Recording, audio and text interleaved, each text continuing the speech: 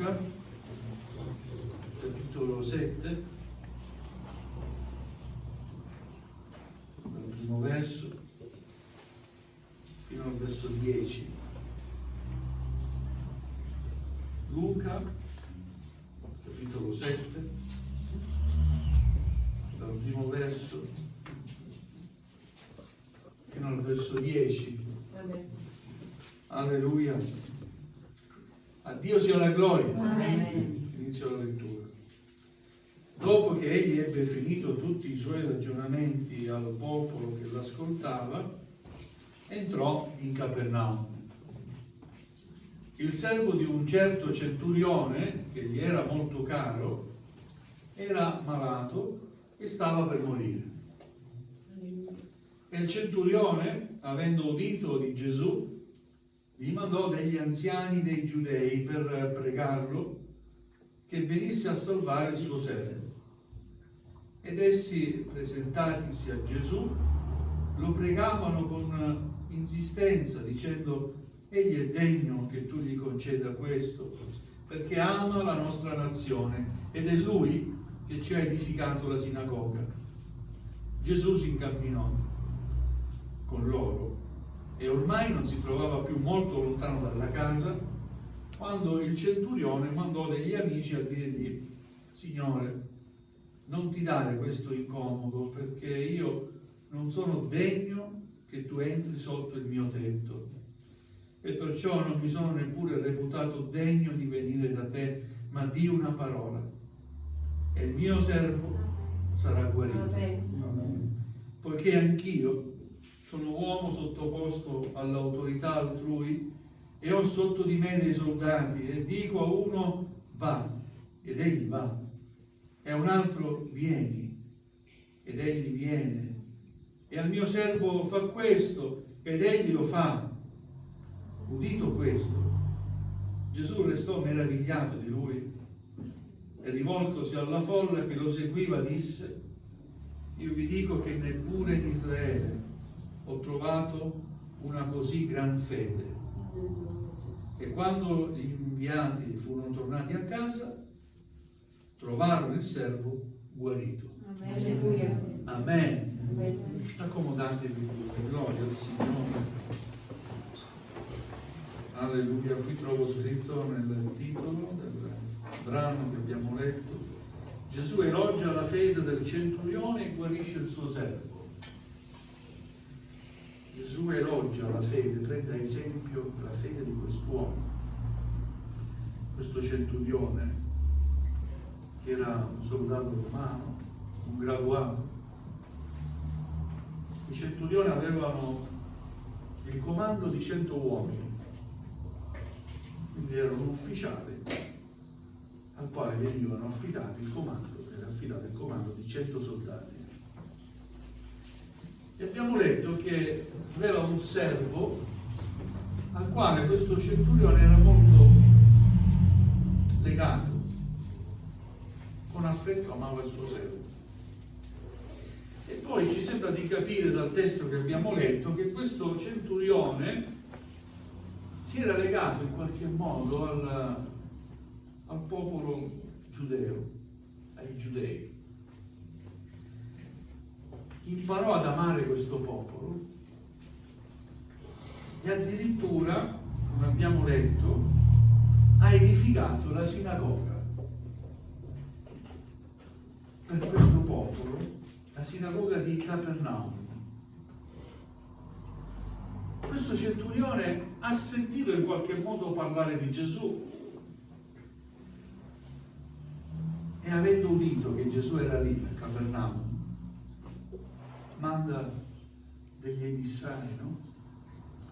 Degli anziani del popolo, per pregarlo di venire da lui affinché potesse guarire questo suo servitore che stava morendo. E questi uomini che fanno da tramite, anche loro presentano la richiesta di questo uomo, facendo in modo che, descrivendo quest'uomo come una persona che merita che Gesù faccia qualcosa per lui. Egli è degno che tu conceda questo, perché ama la nostra nazione ed è Lui che ci ha edificato la sinagoga. L'uomo che ha fatto tanto per noi, Signore, fa anche tu qualcosa per lui, lo merita. Gloria al Signore. Beh, sul merito, fratelli, posso solo dire una cosa: nessuno merita. Nessun uomo merita la grazia di Dio. È vero? Però secondo l'ottica umana, quell'uomo era, per loro, meritava. Gloria al Signore. Beh, io credo che tante volte dobbiamo lasciare quello che noi pensiamo, no? E capire invece ciò che pensa Dio. È arduo, è difficile, però sapete, a volte noi abbiamo le nostre idee, il nostro metodo di valutazione, no? Il Signore è giusto, vede il modo giusto. Certamente in questa mattina possiamo affermare: non siamo degni di stare alla sua presenza. Anche se qualcuno può avere un'opinione più alta di sé, possiamo affermare, inizio da me: non sono degno. Non sono degno. Ieri abbiamo pregato per i giovani che si avvicinavano, per chi sentiva una chiamata particolare, no? E mi sono avvicinato a un giovane, ho visto che piangeva, ho pregato per lui, mi sono sentito di chiedere al Signore: Signore, fai che questo giovane, così come tutti questi giovani, possano capire il valore della tua chiamata, l'onore della tua chiamata.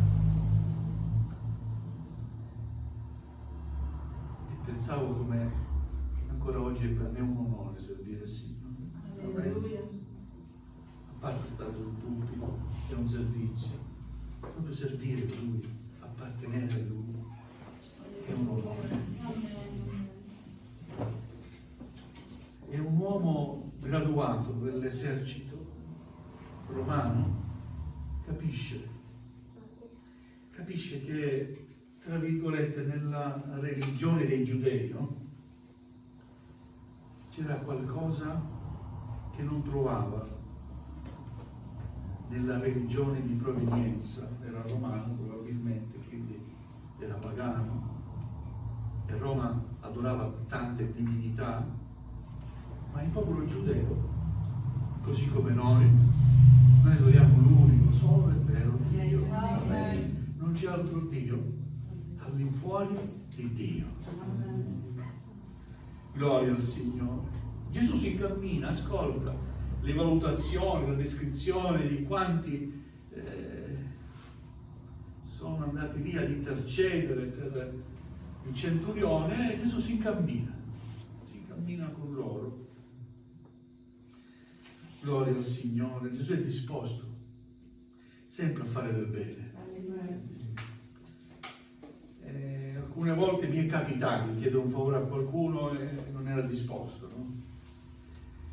Ma io ho trovato nel Signore sempre della disponibilità. E così voglio incoraggiarci ancora in questa mattina. Il Signore è disponibile sempre ad aiutarci, ad ascoltarci e a stendere la sua mano in nostro favore, sempre. Gloria al Signore. Ma questo centurione mi attira, perché, a parte la fede che viene elogiata dal Signore, è un uomo che si trova già sulla strada giusta, no? Gli mancava forse qualcosa. E in quel giorno Dio usa la malattia di questo servo che gli amava per fare in modo che questo qualcosa che gli mancava alla fine c'è stato. E poi mi direte: ma cosa gli mancava? incontrare Gesù personalmente. Amen. Amen. Amen. Era un simpatizzante. Aveva accolto il culto dei giudei, l'adorazione verso Dio, l'unico solo e vero Dio, il Dio degli ebrei. Era affascinato, era toccato, ma gli mancava qualcosa. Incontrare Gesù è quello che a volte manca a chi è sempre simpatizzante. Non possiamo essere sempre simpatizzanti. Arriva il momento nel quale dobbiamo prendere la decisione di servire o meno il Signore. E io prego il Signore che sempre di più possano esserci delle persone che danno il proprio cuore a Cristo. Amen.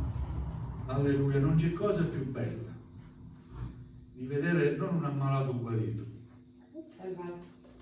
Amen. ma delle persone che piangono davanti alla presenza di Dio, confessano il proprio peccato al Signore e che si arrendono. Questa è la cosa più bella. Alleluia.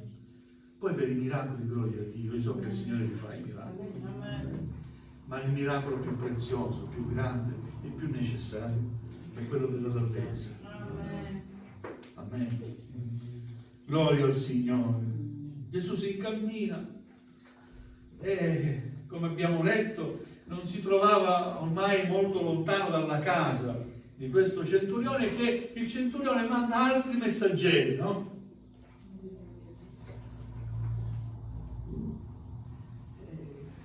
L'ambasciata che portano questi messaggeri è meravigliosa. Signore, non ti dare questo incomodo, perché io non sono degno che tu entri sotto il mio tetto. Vedete a che punto era arrivata? Possiamo dire la sua conversione, il tocco di Dio, della mano di Dio sul suo cuore, a non sentirsi degno. Non sono degno che tu entri a casa mia, Signore. E non sono neanche degno di venire io davanti a te. Per questo ti ho mandato questi messaggeri. Ma ti prego, di una parola e il mio servo sarà guarito. Quell'uomo ha capito che la presenza fisica di Gesù non era necessaria. Amen. Noi oggi godiamo non della presenza fisica di Gesù, ma della sua presenza nello Spirito. Amen. E come abbiamo cantato, Dio è qui con noi, sicuro come l'aria che respiro, sicuro come il sole sorto oggi del mattino, così Dio è qui con noi. Amen.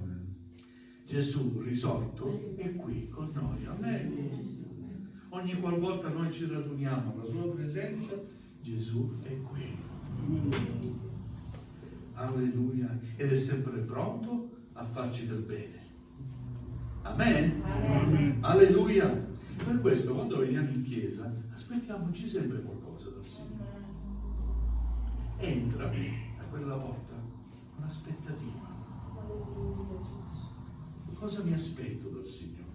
Che Lui ascolti le mie richieste. Cosa mi aspetto dal Signore? Che Lui risponda alle mie domande. Amen. Cosa mi aspetto dal Signore? Che Lui mi dia serenità e acquieti la turbolenza che c'è dentro di me. Cosa mi aspetto dal Signore? La sua dolce calma, la pace, la vera pace. Amen. Cosa mi aspetto dal Signore? Che Egli mi guarisca. Amen. Cosa mi aspetto dal Signore? Ma cosa si aspetta il Signore da te?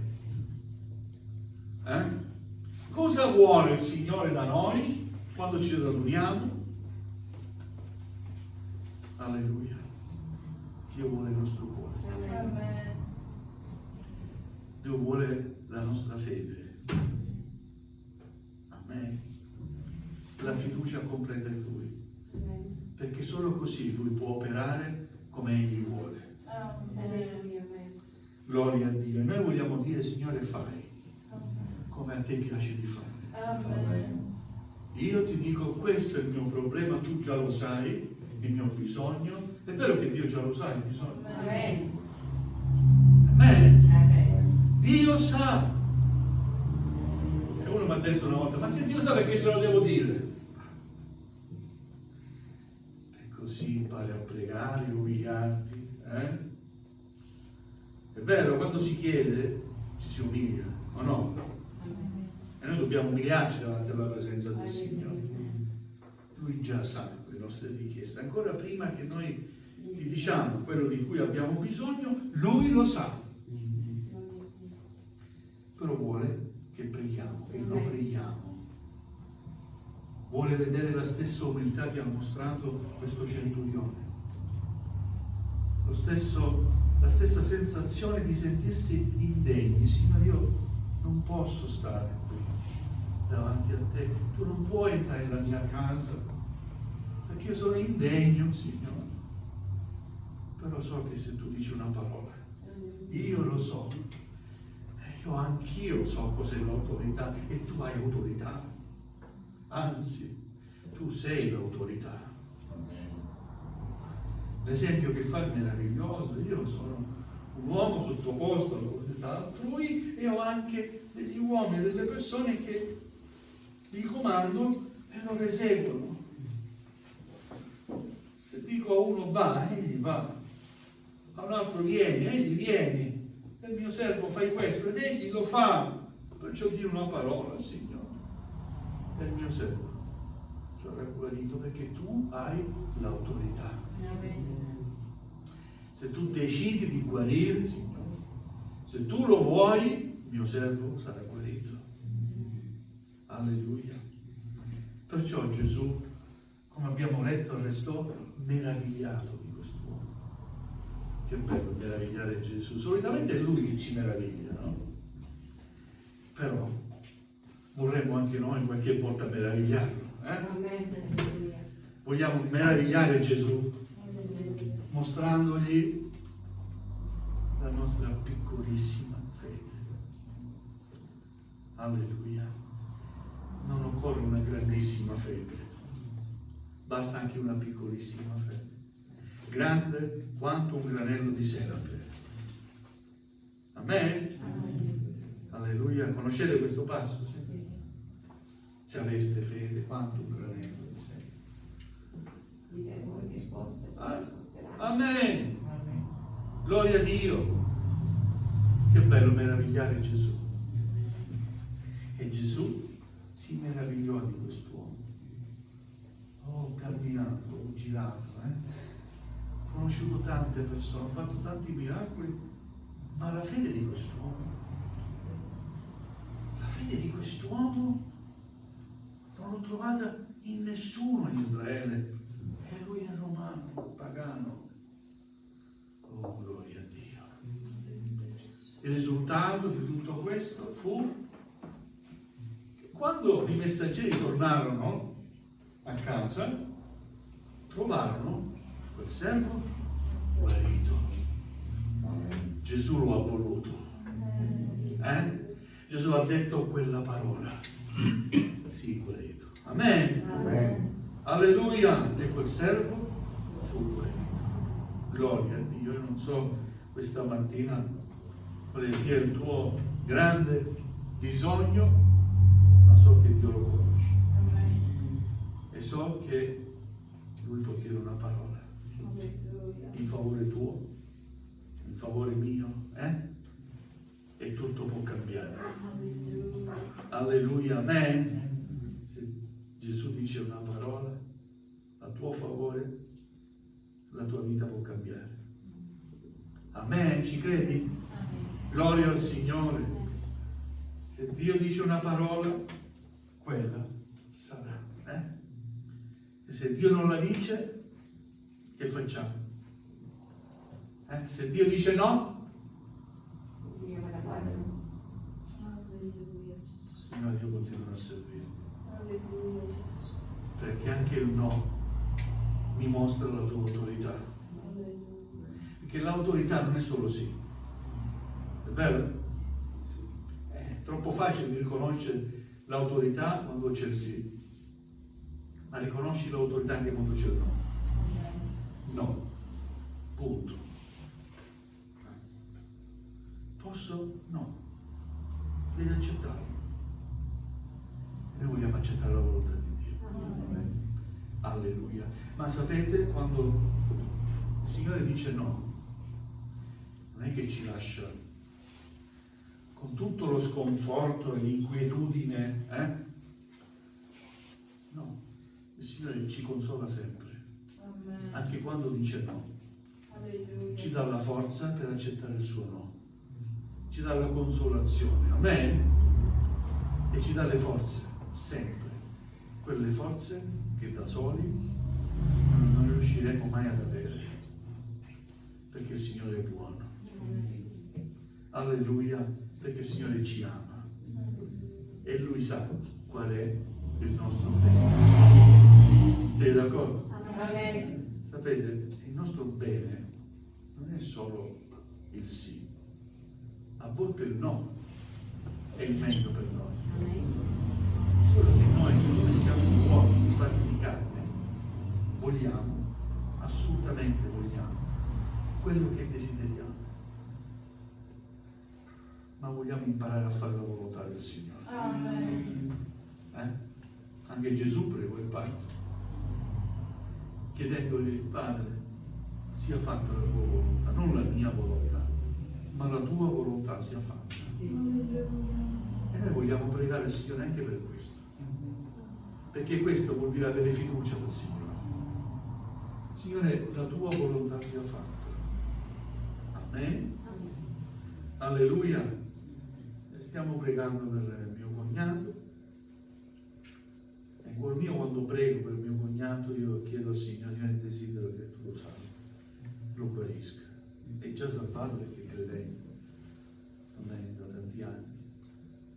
Però desidero che tu lo guarisca, Signore. So che tu lo puoi fare. Ma se non lo fai, Signore, la tua volontà è sovrana. Tu sei, rimani, sarai sempre il Signore. Alleluia. E quando prego così, Signore, trovo tanta consolazione. Alleluia, Gesù. Alleluia, perché Egli è sovrano. Amen. È il più alto in carica. Alleluia, può fare ogni cosa. È il Dio dell'impossibile. Il Signore ridà anche la vita. Ieri si cantava questo canto: Gesù ridà la vita. Sì. Gesù ridà anche la vita. Vogliamo avere fede nel Signore. Alleluia. A Dio sia la lode e la gloria. Alleluia. Vogliamo alzarci in piedi, cari nel Signore. Vogliamo